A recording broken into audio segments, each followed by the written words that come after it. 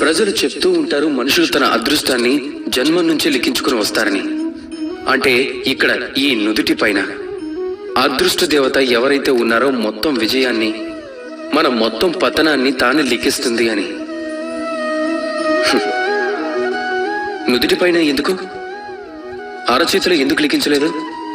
ఒకవేళ అరచేతులు లిఖిస్తే మనం వాటిని చదవగలం. నుదుటిపై లిఖిస్తే దాన్ని మనం తప్ప మిగతా వాళ్ళందరూ చదవగలరు. ఇప్పుడు ఈ నుదుటిపై ఏదైతే ఉందో అది లోపలికి వెళ్లి మెదడుపై ప్రతిబింబిస్తుంది. అలాగే మెదడుపై ఆ ప్రభావమే మన ఆలోచన. ఈ ఆలోచన సానుకూలంగా ఉండటం అత్యవసరం. దీనిలో వికాసం కోసం స్థానం ఉంటుంది. ఇందులో అందరినీ కలిపి తీసుకువెళ్లే భావన ఉంటుంది. కాబట్టి విశ్వసించండి, మీ యొక్క మెదడులోని ఆలోచన సఫలీకృతమై మీ నుదిటి వరకు తప్పకుండా చేరుతుంది. ఎందుకంటే మీ ఆలోచనలు నిజాలుగా మారి మీ జీవితంలోకి వస్తాయి కాబట్టి. రాధాకృష్ణ.